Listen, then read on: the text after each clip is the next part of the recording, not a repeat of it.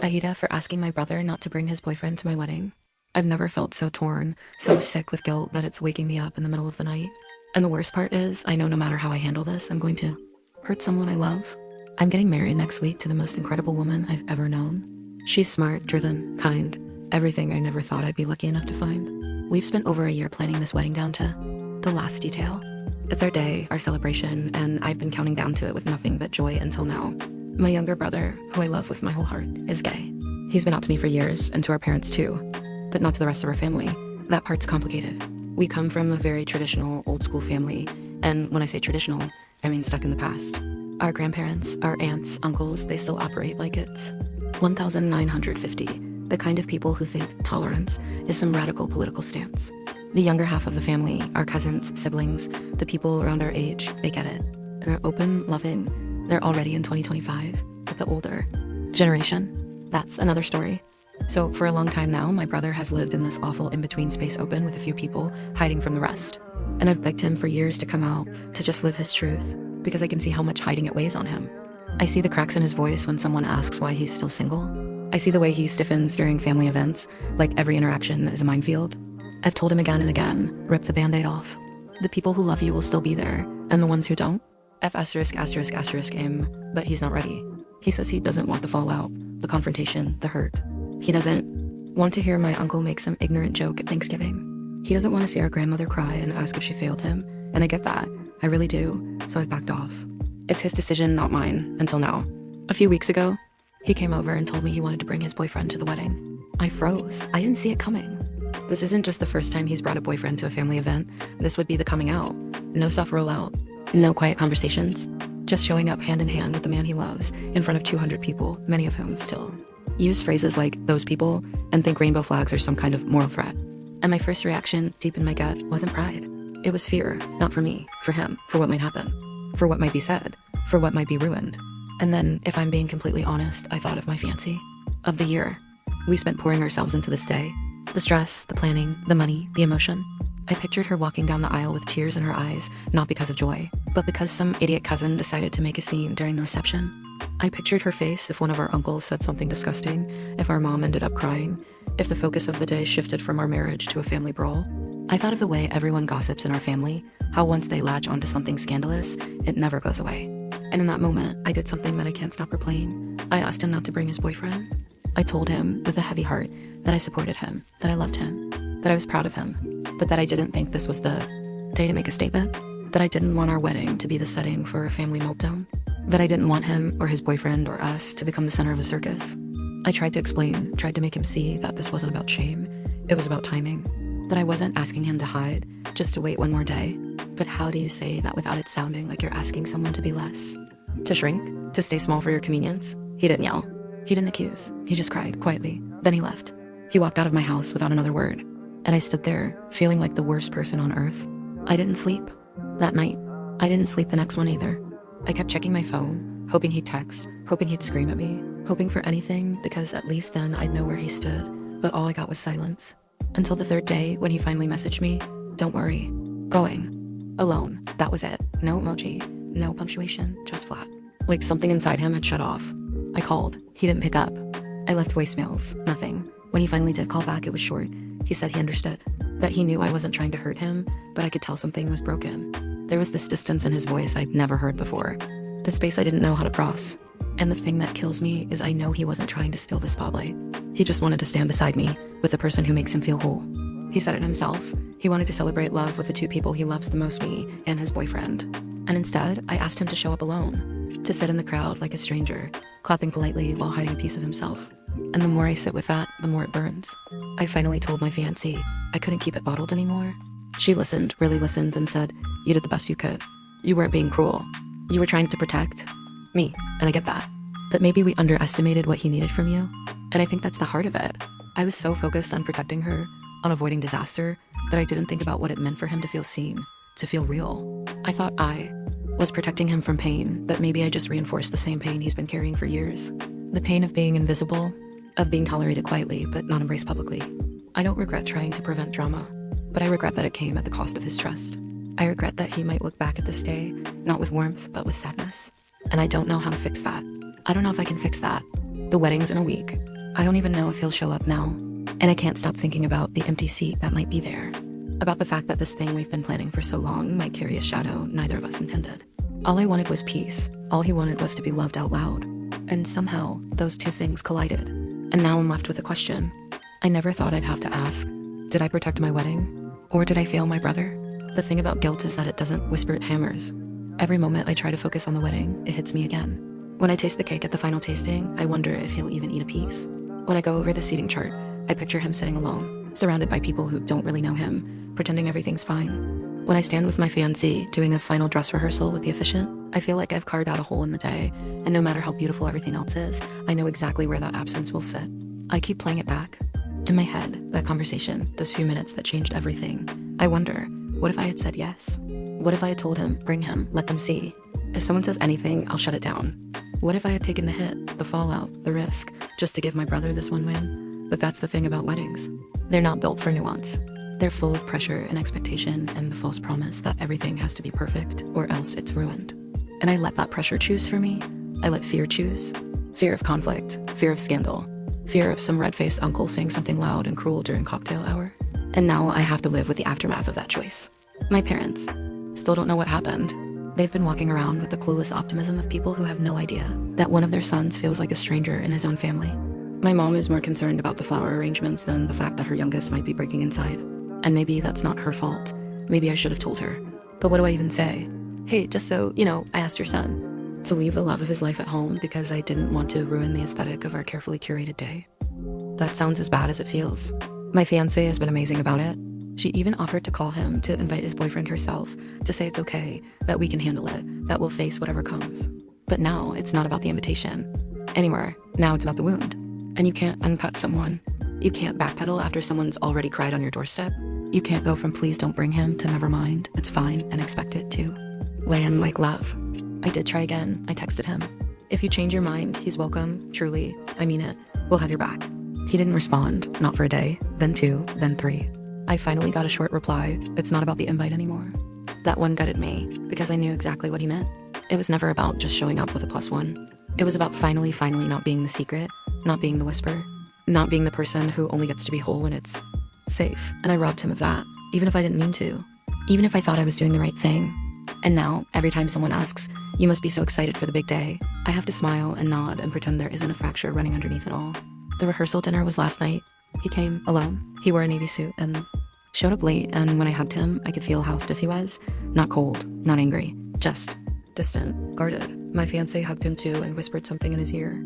I don't know what, but he smiled. Barely. He sat at the end of the table with one of our cousins, laughed a few times, but the energy wasn't there. He was going through the motions. I wanted to pull him aside. I wanted to say, you can still bring him. I don't care what anyone says. I just want you to be happy. But something stopped me. Maybe it was pride. Maybe it was fear again. Or maybe I just knew that bridge had already burned, and all I could do now was try not to make it worse. After dinner, as everyone was leaving, he gave me a look, just a look, and I felt everything in it. Sadness, love, resignation, forgiveness. Maybe, but not the kind that fixes anything. The kind that lets someone walk away without hate. That night, my fiancé and I stayed up late, going over the vows, the timeline, the weather forecast. But my head wasn't in it. I kept seeing his face. Not from the rehearsal dinner, but from years ago, us playing video games in our room. Him stealing my hoodie and running through the house. Him crying after his first breakup and me lying to mom about why he was upset. All those little brother memories now weighed down by something I can't take back.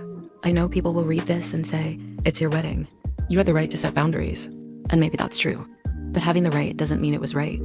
There's a difference. Sometimes the moral thing isn't clean. Sometimes it costs you something. And sometimes the cost is your own peace of mind. I wanted peace, but now I have regret. I still don't know how tomorrow will play out. If he'll show up, if he'll smile for the photos, if he'll raise a glass when I give my speech. But I do know this, when I look out at that crowd, I'll be looking for the person who should have been standing there hand in hand with someone who makes him feel seen. And I'll know that I was the one who kept that from him. The morning of the wedding felt exactly like it wasn't supposed to hollow. Everything was in place, the suits were lined up, the flowers had been delivered, the sky was clear. But inside, I couldn't feel the joy I'd imagined for so long. I kept waiting for that buzz of anticipation to hit me. The this is it moment, they say, comes just before you walk down the aisle or stand at the altar. It never came. Instead, I just felt wrong, like something had already cracked beneath the surface and I was trying to pretend it was still whole. My groomsmen were joking around, pouring champagne, bumping shoulders like nothing was out of place. Jason, my best man, clapped me on the back and said, "Ready to be a married man?" And I smiled. I even laughed. I played my part like I always do. But underneath the tux, underneath the nerves, underneath the script of the day, I was thinking about one person, my brother. I didn't know if he'd show. I hadn't heard from him since the rehearsal dinner. No text, no update, nothing. My fiancée, bless her, didn't ask. She knew. She felt it too. I think she wanted to keep things light for me, but there was this shared silence between us, this mutual ache we weren't ready to voice. Because deep down, we both knew the truth. This day had already been touched by something we couldn't unwrite. Guests began arriving. Family, friends, coworkers, cousins we hadn't seen in years. I stood near the back hallway of the venue, peeking through the curtains, scanning the crowd. Every time the doors opened, I found myself hoping. Hoping he'd walk in, maybe even with his boyfriend. Hoping he'd make a last-second decision, consequences be damned. Hoping I could lock eyes with him and know, somehow, that he had forgiven me. The ceremony started. I stood at the altar. The music played. My fiancée walked down the aisle and she was everything. Radiant, confident, holding back tears. I could barely breathe looking at her. And in that moment, I let go of everything. But her, for 30 minutes, it was perfect. The vows, the kiss, the applause, the walk back up the aisle as husband and wife. We were married. We'd done it. The crowd erupted into cheers, and for a little while, I let myself be happy. I let myself forget. But then came the reception. We made our entrance, the room roaring as we walked into our song, hands raised, smiling so wide our cheeks hurt. And the first thing I did before even reaching the head table was look across the room to find him. And there he was, sitting at the back in a chair near the exit, alone. His eyes met mine. He smiled, but it wasn't a full smile. It was tight, quiet, fragile, like a smile held together with tape. I walked toward him without thinking. Through the crowd, through the photographers, past my new in-laws trying to pull me into photos. He stood up as I got close. I hugged him. He held on a second longer than I expected. Then he whispered, "I could not come." My throat closed. I nodded, not trusting myself to speak. We stepped apart and looked at each other, both of us unsure of what to say in the middle of a packed room filled with champagne flutes. "And white linen, thanks for showing up," I finally said. "I almost didn't," he replied. "But then I remembered it's still your day, and I still love you." I wanted to say everything. I wanted to say I was sorry, that I messed up, that I wish I'd fought harder for him, for his right to show up fully. But the moment wasn't built for that. People were watching. So we just stood there in silence for a second longer, and then I went back to the front, to the toasts and the laughter and the carefully choreographed moments. The rest of the night was a blur. Speeches, cake, dancing. My mom cried during the mother-son dance. My fiancée looked like a goddess twirling under the string lights. It was beautiful, but behind every moment I felt it, that quiet, flickering sense of loss, a hollow echo in the middle of a celebration. When the last song played and the guests clapped and the sparklers lined the exit, my brother was already gone. No goodbye. No final word. Just gone. I found out later from one of my cousins that he slipped out during the dance floor madness. Said he didn't want to ruin the vibe, they told me. And that hurt more than anything. That he thought his presence was a threat. That being himself, even quietly, even alone, might somehow be an inconvenience to the joy around him. The next morning, my wife and I sat at the airport, waiting for our flight to the honeymoon. She held my hand and said, "It was amazing, it really was, that you're allowed to be sad too." And I broke. I put my face in my hands and cried. Not loud, not dramatic, just grief. The kind of grief you only feel when someone's absence is louder than their presence ever was. I thought about all the little things I missed, the chance to introduce him to people as my brother with his boyfriend, the photo we could have taken, the toast he might have given. I thought about the courage it took for him to even consider coming, let alone to show up alone, knowing he'd be sitting in a sea of people who didn't really know who he was. I thought about how many years he spent hiding and how his own brother added another day to that hiding. And I couldn't shake it. That night, after we landed, I sent him a message. You being there meant more than I can say. I'm sorry for everything. When you're ready, I want to talk. I want to fix this. He didn't reply. Not that night. Not the next. A week passed. Then two. I kept checking my phone, waiting, hoping, and finally one morning, there it was. A simple text. Let's talk. We met at our usual diner, the one we used to sneak off to in high school when things got heavy at home. Same cracked vinyl booths, same faded menus, same humming neon sign above the window that made everything feel like a scene from a movie. I got there first, sat in the back, tried not to fidget. When he walked in, he looked older somehow. Not in a tired way, just different. Like someone who'd seen enough of the truth to finally stop pretending. He sat across from me, didn't even take off his jacket. Just looked at me like he was trying to figure out where to begin. I beat him to it. I'm sorry, I said. No speech, no build-up. Just the truth. I screwed it up. I was scared of what other people would do, and I let that fear make a choice I can't take back. I wasn't thinking about how much it cost. You. I was just trying to protect everything around me, and I should have been protecting you. He didn't say anything at first, just stared at the Formica table, tracing the pattern with his thumb. Then he said, "Do you know what it felt like? To hear my own brother say, 'Not now.' Not here, like I was too much. Like my love was something that needed to be hidden." I nodded. I wanted to interrupt. I wanted to explain, but I didn't. I let him speak. "You've always told me to come out. You told me it would be okay, that you'd fight for me. But when I finally reached for that moment, when I thought, maybe this time I can just be me, you asked me to wait." His voice cracked. "I've been waiting my whole life." That's when I broke. I reached across the table and grabbed his hand. He didn't pull away. "You're right," I said. "I failed you. I thought I was keeping the day smooth, but all I did was add more silence to your story. I'm sorry I didn't make space for you." He nodded slowly, then said something I'll never forget. "I wasn't trying to come out for them. I was trying to come out for you. I wanted to stand beside you as myself and feel like I belonged, not just in the photo, in the family." That shattered me, because it was never about drama or politics or grand gestures. It was about love. It was about him wanting to share something sacred with the people he trusted most, and I'd made him feel like that trust was misplaced. "I can't go back," I said. "I can't unmake that choice. But I want to move forward. I want to make space, real space, not just tolerance." "Celebration," he looked up. "For the first time since the wedding, I saw the version of him I remembered, hopeful, sharp-eyed, full of love. Then start here," he said. "Not with words, with action." And so I did. Over the next few weeks, I started correcting things. Little things, but they mattered. I stopped brushing off our family's ignorant jokes. I pushed back hard. I told my parents everything. I laid it out. The guilt, the silence, the decision, the fallout. My mom cried. My dad stayed quiet, then eventually nodded and said, "Well, do better." I organized a family dinner, not a holiday, not a big event, just dinner. And I invited him and his boyfriend. And I made it clear on the invite to every single person, he's bringing someone special. If that's a problem, don't come. And you know what? Everyone showed. Even the uncles, even the aunts, even our grandparents. Awkward at first, but he walked in hand with his boyfriend, and he didn't shrink. He smiled. He said hello. He laughed, and slowly people softened. They asked questions. They listened, and no one died. The world didn't end. Nobody flipped the table. It wasn't perfect, but it was real. A few days later, I got a text from him, just a photo. Him and his boyfriend, arms around each other, smiling like they meant it. Captioned, "Thanks for the space." That's when I finally let go of the guilt. Not because it vanished, but because it had somewhere to go now. It wasn't sitting heavy in my chest anymore. It had turned into something I could use. A lesson, a compass, a way forward.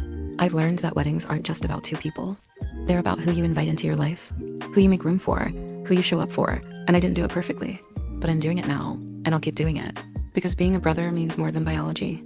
It means knowing when you got it wrong and doing the hard work to make it right. If I could go back and change that day, I would. But since I can't, I'll keep changing what comes after. Because my brother, he deserves to be seen, to be celebrated, to be loved, without edits. And this time, I won't ask him to wait.